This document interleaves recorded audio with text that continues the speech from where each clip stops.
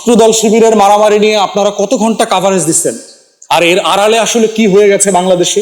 117টা গুরুত্বপূর্ণ ওষুধের production, manufacturing এবং দাম সবকিছু সরকার ঠিক করে দেবে, যেটা নিত্য প্রয়োজনীয়, যেটা জনগণের, আমাদের অভাবী গরিব জনগোষ্ঠীকে মাথায় রেখে এটা করা হয়েছিল।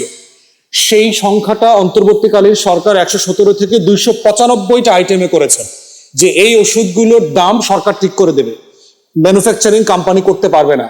এই গত কয়েকদিন আগে দেখলাম এই গেজেটটা সরকার বাতিল করে দিয়েছে। কাদের সাথে বাতিল করার সাথে সাথে কারা কারা ধন্যবাদ জানিয়েছে দেখেছেন?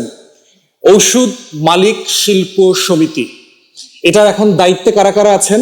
একজন মন্ত্রীর ভাই এখন দায়িত্বে আছেন। তাহলে এই চক্র বুঝতে পারতেছেন? ছাত্রদল শিবিরের মারামারি নিয়ে আপনারা কত ঘন্টা কাভারেজ দিচ্ছেন, আর এর আড়ালে আসলে কি হয়ে গেছে বাংলাদেশে? 10,000 বাস নামতেছে টেন্ডার ছাড়া, একই সময় সিদ্ধান্ত হয়েছে। কে আনবে এই 10,000 বাস? কোত্থেকে আসতেছে? এই জবাবদিহিতা কার? গণমাধ্যমের দায় ছিল তো জাতিকে জানানোর, দেশের হয়ে লড়াই করার একটা দায় তো আপনাদেরও আছে, সবার আছে।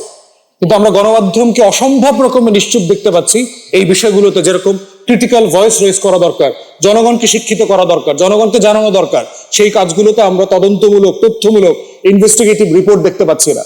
যারা করছেন তাদেরকে ধন্যবাদ, বাকিদেরকে আহ্বান করবো দয়া করে জনগণের পক্ষে রিপোর্ট করেন, জনগণকে জানান। এটার ভোগান্তির সীমা এমন হয়ে যাবে, বাংলাদেশ ব্ল্যাকআউটে চলে যাবে, রায়ট হবে বাংলাদেশে সিম্পলি, যদি জ্বালানির সংকট হ্যান্ডেল করা না যায়। সারা পৃথিবীতে জ্বালানি সংকট নিয়ে অসংখ্য দাঙ্গা হয়েছে, হিস্ট্রি আছে জ্বালানি নিয়ে দাঙ্গা হওয়ার, চাওয়াস লেগে যাবে দেশে। সরকারকে বলছি দয়া করে নিজেরা এই ভুল করে নিজেদের দায় অযথা পণ্ডশ্রম করবার কাজ করবেন না।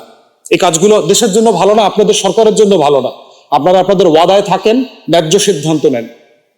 আর কোনো প্রশ্ন আছে? ইঞ্জিনিয়ার আমাদেরকে বলছে সমস্যা হচ্ছে রিপোর্ট হচ্ছে না এগুলো নিয়ে। কেউ কোনো গণমাধ্যম রিপোর্ট জমা দিয়েছে, রিপোর্টটা পর্যন্ত পাবলিশ করছে না। সেই সকল সাংবাদিকরা আমাদেরকে ব্যক্তিগতভাবে বলছে। এখন ইঞ্জিনিয়াররা বলছেন দেশি মিটারটা যখন ছিল তখন এই লেভেলের ভুতুরে বিলের গল্প আলাপ তখনও আসে নাই। যারা গণমাধ্যমের পুরাতন সময় থেকে আছেন দেখবেন 90-এর দশকে এই তর্কগুলো কিন্তু খুব কম ছিল, যেটা রিসেন্টলি আসতেছে।